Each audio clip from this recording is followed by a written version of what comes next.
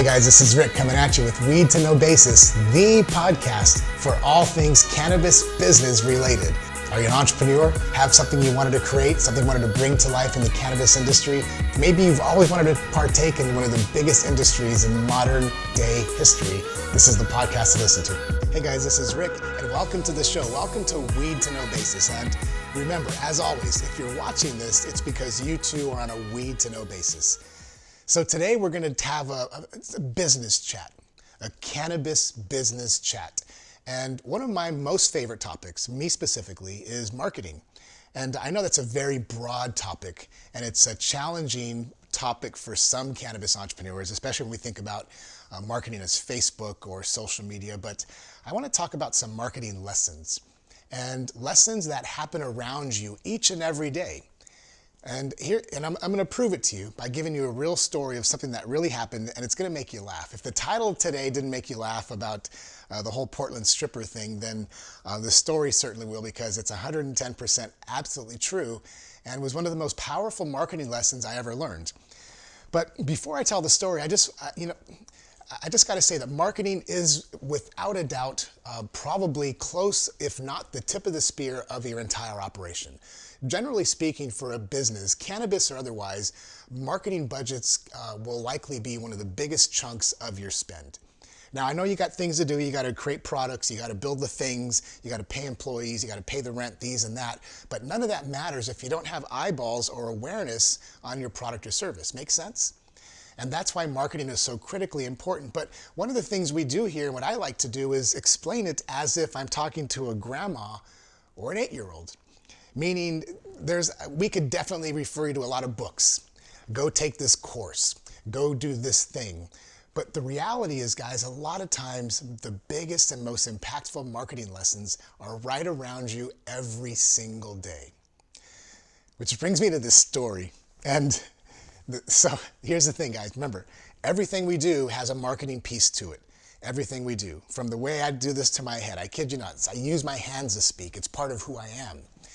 Everything we do has meaning and impact. And I want you to take note of that, guys. Remember, we've talked about branding before in other episodes, and we'll talk in depth more, but branding and marketing, it's all about you. But marketing 101, how do we really wrap our minds around that? So one of the things I like to do, guys, is me personally, I like to write. I do. I've written blogs before. It helps me clear my mind, like physically write. And I don't have it with me, but I keep an iPad that I can write on the iPad. I take notes. I like to write poetry. Like, you didn't know that about me, but I do. I have pages of just short prose and things like that. In fact, some of my most favorite things to read are poets. I love even poetry slams, things like that. But I digress. I like to write. And years ago, I really wanted to hone not just years ago, but even today, is I want to hone that skill to be a more impactful writer. It helps take what's in my head and place it, take it and actually put it on paper. It helps with my emails, helps me with our newsletters, helps me with just writing a birthday card to my wife. Kid you not. But I wanted to take my writing to another level, and there are certain specific writers I follow on social media and in the real world, especially copywriters. So one of them, his name is Ben Settle. And if you've never heard of Ben Settle, guys, it's probably because you're not a fan of his. You either love him or hate him. But I love the way Ben writes. I love his style. I love the way he pushes the message. I love the way it's aggressively not aggressive. And I just love what he does.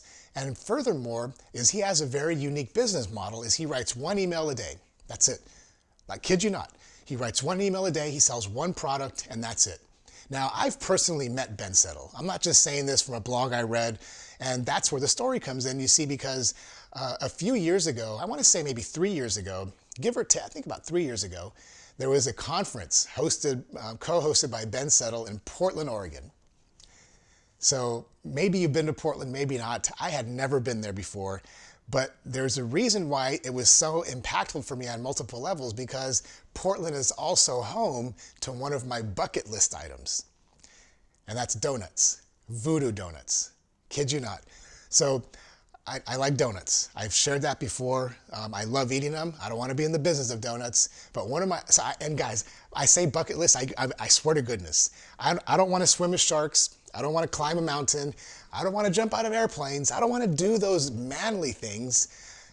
What I really wanted, one of my bucket list items was I wanted to go to Voodoo Donuts in Portland, Oregon. I kid you not, and that was one of the things I had to do. And lo and behold, a writing conference came up in Portland, Oregon by a guy, by Ben Settle, as a co-host. And I thought, man, I could knock out like 4 birds with 1 stone. And I went. It was a weekend, few days, super cool. I gotta tell you guys, attending conferences can amp your game up to the nth degree. You can learn a lot when you're in person there. Made tons of connections to this day even. But it was an impactful conference, learned a lot about writing skills and this and that, but that's not where the real story comes in. See, the real story is because, of course, after the conference ends and each night you go back to your hotel, we're all at the same hotel, small conference, 30 to 40 people. You get to do stuff afterwards together. And so one night I said, guys, I gotta go to Voodoo Donuts. We were close enough to walk. And so there were 3 of us and they said, let's go. So we left the hotel. It was pretty close to midnight. And we're walking down somewhere in, guys, I don't remember where. It was downtown Portland. It was pretty busy for the time of night. And it was like a Saturday night or whatever night it was. It doesn't matter. We're walking down there. We're walking to Voodoo Donuts. We get to Voodoo Donuts, guys. This isn't about voodoo per se. But if I had a donut here, I'd be eating it. But we bought our donuts, and I think I bought a dozen of them. I didn't need them, but I'm like, this is my bucket list. This is my nirvana. And I literally am walking back to the hotel with my friends, and Jeremy and Lauren, that's who they were. Those were their real names. And we're walking back to the hotel and down the same seedy side streets. And I think I had the donuts in a bag. They were in a bag. And by this time, it was late. I have short legs, okay? And so one of my buddies had longer legs, and they're about 20 steps ahead of me. And we're walking down the road, and I see some lights. Like, just think of a busy street. We're on the sidewalk, obviously, and there's lights next to me. And I'm walking down, and I look over, and there's a velvet rope out of nowhere. It seems like it came out of nowhere. Velvet rope, like you see like at a show where you go watch a movie, a velvet rope, like where the lines, like at Disneyland. And behind the velvet rope is this gigantic black man, like huge. And I'm walking by, and I'm kind of walking by, and I look over, and he looks right at me. And he's big, and he's well dressed. And as I walk by and look, I start to slow my pace, and my friends move another 5 steps ahead of me. Now they're like 25 feet ahead. And he looks at me, and he has a big smile. If you're listening to this, you can't imagine this, but if you're watching this, big smile, and his rows of gold teeth. Rows of gold teeth. Guys, I shit you not. This is a true story. And he looks at me, and I look at him, and for a second I froze. I stopped. And then from behind him walks a woman. This door opens out of nowhere, like out of the wall it looks like. And when the door opened, you hear this loud thumping music, and a little bit of smoke comes out. It could have been weed, I don't know, guys. And you see some red flashing lights. The door closes, and it's silent. And she walks up next to him. I'm going to say his name is Leroy. And she looks at me, and she says, why don't you come on in here, baby? And I was still walking slow, but I was so curious. It dawned on me it was a strip joint. It took me a split second to realize that Trixie, I named her Trixie. Guys, I say this with love and respect. She looked ridden hard and put away wet. I'm serious. And Leroy standing right next to her. Trixie walks up. She has a cigarette hanging out of the corner of her mouth, and there's this huge long row of ashes that are hanging onto the end of the cigarette. And she says, why don't you come on in here? And she's talking with the cigarette and the ashes, not dropping a single ash. She's a pro. And she's scantily dressed.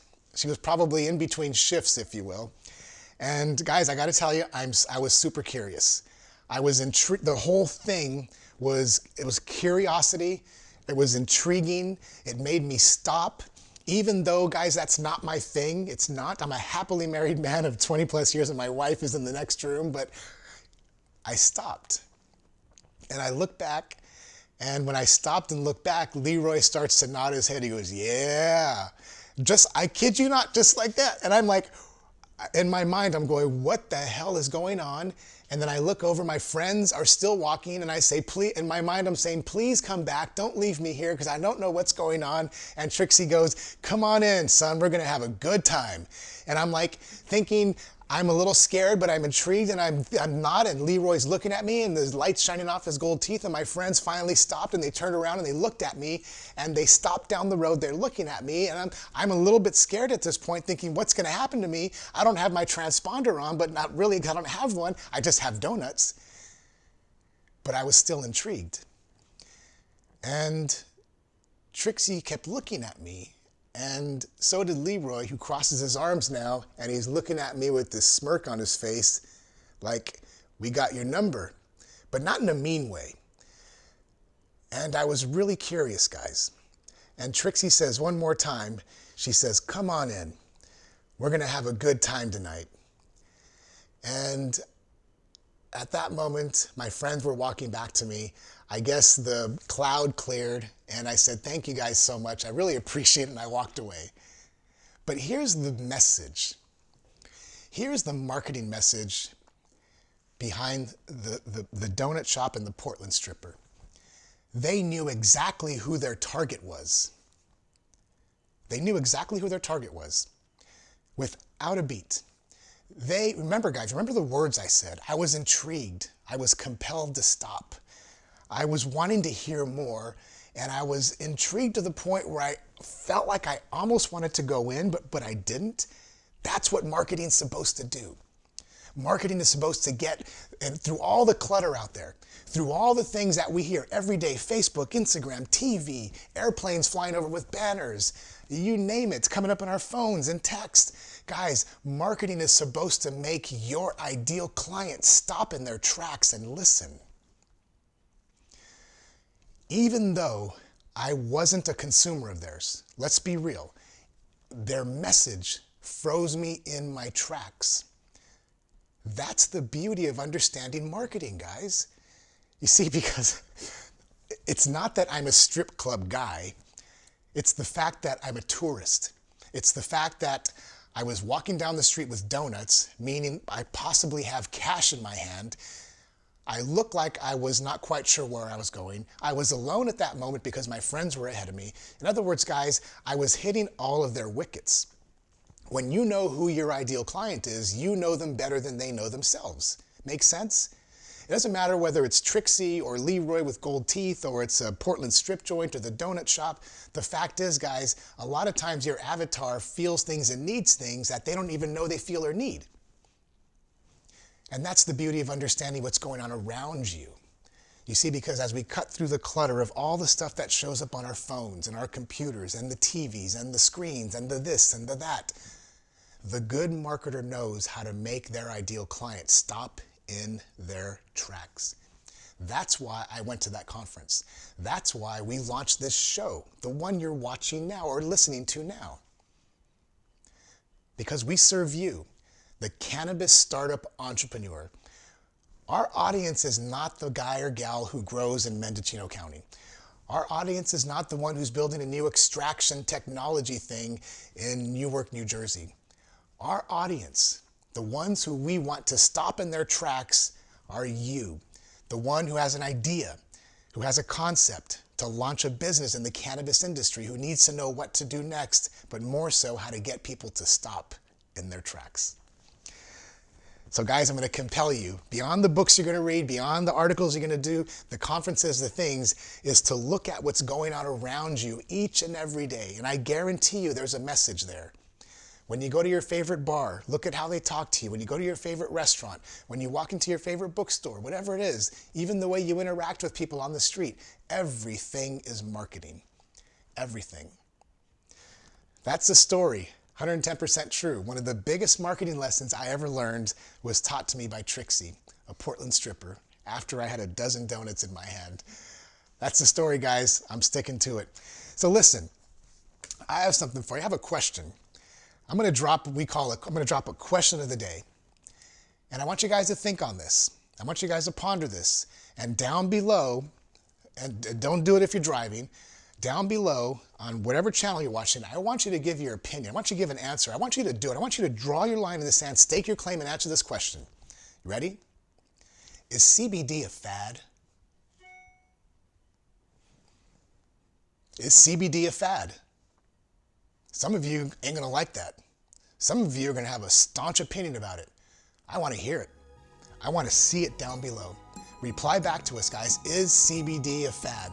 Think about it, noodle on it, give your answer down below. Hit us up on Instagram at WeDoKnowBasis. Hit me up personally at PlanetBoy. And don't forget, guys, if you're watching this, if you're listening, if you're tuning in to this show, it's because you too are on a Weed to Know basis. Have an awesome one. Peace.